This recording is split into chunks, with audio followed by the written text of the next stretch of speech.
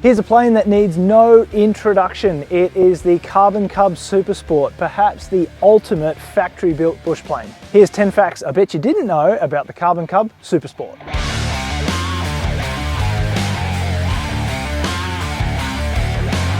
We're here with one of the smallest and coolest aircraft I think we've reviewed on this channel. This is the Carbon Cub Supersport. We're going to do a walk around, have a look inside and outside of the plane and tell you approximately 10 facts you might not have known about the Carbon Cub. So 8057 here is not only our first light sport aircraft for the channel, but it's also our first tailwheel. Make sure you smash that like button. So Jim Richmond started Cubcrafters way back in 1980 after he did a fact-finding trip to Alaska. His mission was to create the ultimate Super Cub, and it was to be a complete redesign of the original Piper Super Cub. He wanted to make it stronger, make it safer, and make it easier to fly. And this is what they came up with. Controversial opinion, I reckon it looks better than the original Super Cub, especially with this redesigned cowl and all these bits of carbon fiber. It's a gorgeous looking airplane. So at the time of production of this video, this is the most powerful light sport aircraft you can buy. It's got a 180 horsepower engine and it's got a climb rate of 2,100 feet a minute. So it's powered by a CC340 Titan engine, which started life as the infamous Lycoming 320 that you'd find in your 172s and your Warriors, before Cubcrafters reduced the weight by more than 50 pounds and upped the power from 150 to 180 horsepower. They did this through the modification of the carburetor and introduction of a high-tech electronic ignition. And that's the beauty of LSA. There's no need for cumbersome and expensive magnetos hanging off the back of the engine. So the engine that's in these aircraft is rated at 180 horsepower for a maximum of 5 continuous minutes. But let me tell you, the engine that's in here is more than capable of making full power for longer than 5 minutes. To make the aircraft fit under the LSA regulations in the United States, they had to make it have a maximum continuous power of only 80 horsepower. But let me tell you, that engine in there is capable of making full power for a lot more than 5 minutes. Let's talk about power to weight ratio for a second. This aircraft has a power to weight ratio of 7.33 pounds per horsepower. For comparison, a 172R is 15.33 pounds per horsepower. That makes it a top performer. So you can see the cowling, the front of the aircraft that houses the engine is made mostly of composite or carbon fiber. And a lot of these aircraft have ground adjustable cowl flaps. I love the way they've kept the carbon fiber unpainted and it really stands out. Despite being based on the original Super Cub, it weighs over 250 pounds less and has less than half of the moving parts of the original Super Cub. And most of that weight saving is due to the use of carbon fiber, heat-treated chromoly steel and lightweight aluminium construction. So this aircraft only weighs about 900 pounds empty, and yet it makes 185 horsepower. You can see why it's got good performance.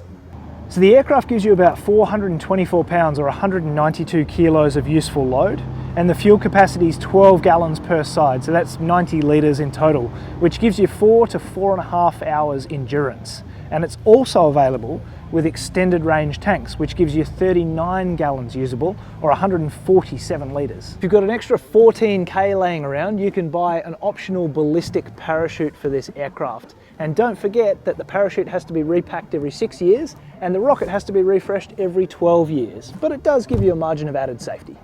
So I'm not exactly sure why you'd need the parachute when the stall speed on this aircraft is a pretty low 28 knots at full weight with full flaps, pointed into a light 10 knot headwind, and you're going to be gliding to touchdown at only 18 knots in a full stall. So pretty obviously the Carbon Cub is made to land on unimproved surfaces, rough, backcountry airstrips, and that's why it needs the beefy landing gear.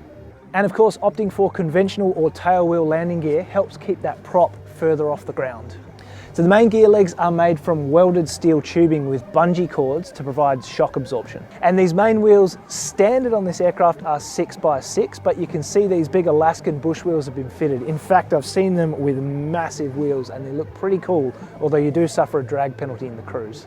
And the owner of this aircraft has fitted 8.5x6 Alaskan bush wheel tyres, and you can see they're at a very low PSI, so they help provide some good shock absorption as well. And besides the Tundra tyres, you can also fit floats, which we're working pretty hard on the owner of this aircraft to fit. That would be awesome. Imagine landing this thing on water. So the wing's made up of a series of stamped aluminium ribs which are mounted onto an extruded aluminium wing spar, which makes the wings really strong. And the wings are supported by these chromoly steel struts, so you can see this framework is incredibly strong. In fact, the aircraft's rated for +4 and -2G, but it's not fully aerobatic. All the rest of the surfaces of this aircraft are coated in polyfiber, with the exception of the leading edges of the wing, which are aluminium sheet, and then the wingtips themselves are actually made from carbon fiber. So really this plane's built to be durable and super strong, which is perfect for landing on unimproved strips in the backcountry. And check out these massive 50-degree flaps, just like the original Piper Super Cub. No wonder it's perfect for the backcountry with that low stall speed. Okay, let's see if we can remember how to get into this thing. Left foot there, grab the wind, no, grab it there, right foot there, bum, left leg, right leg, windscreen, and I'm in. So the seat in the front where you solo the aircraft is mounted to the frame, so it's nice and solid. But in the rear, your rear seat passenger has a sling seat, which swings around when you do maneuvers, and it's got this nice little cushion for the vertically challenged. Up front here, of course, we've got a stick. What Bushplane doesn't have, a nice stick to be able to move the ailerons and elevator. And then of course you've got your pushrod actuated rudder pedals. And we'll see if we can get a shot here of the way the rudder pedals work for the rear seat passenger or the instructor. Their feet are right by your legs, which is a bit unusual when you've got somebody in the back seat. Unusually, this aircraft only has an electric trim. There's no manual trim. So it's pretty ergonomic. You can see the throttles on the left-hand side here, in the same position as the original Piper Super Cub. And then we've got the mixture, the primer and the carb heat all up here, and cabin heat on the right hand side. Instrumentation's pretty basic. We've got a TAC, we've got an airspeed indicator, turn and bank, then we've got altimeter on the right hand side here, VSI, and then the engine instruments all in the one gauge. Center stack, pretty basic as well, just a basic Garmin GPS, a radio and a transponder. And you can really tell you're in a high performance aeroplane in here because it's all carbon fiber. Everywhere you look's carbon fiber panels. I love it. One thing I wish the Carbon Cub was aerobatic. Check out the views from this greenhouse. So these avionics can be spec'd all the way up to a full glass Garmin G3X. And it's got a really nice clean finish in here, which is the benefit of a factory built plane. Everything's tidy, everything's clean. It's all carbon fiber. I love it. And you've also got your electronic ignition. So if the main battery fails, you've got to get her on the ground as soon as possible because the backup battery will only supply power to the right ignition system for 30 minutes maximum. Then of course you've got these wicked manual fuel gauges up here in the wing roots, both sides, so you can monitor the fuel tank contents from inside the cockpit using the actual level of the fuel itself.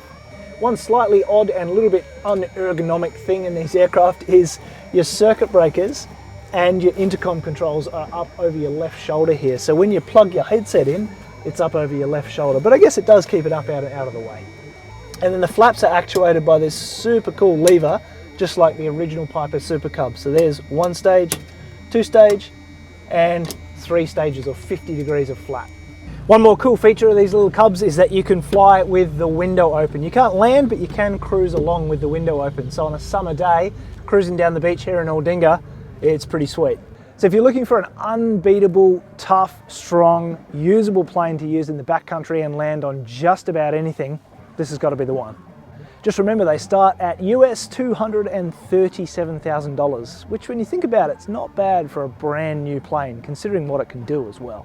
Thanks for watching. We've got a huge range of different videos coming out very soon about all sorts of different GA aircraft.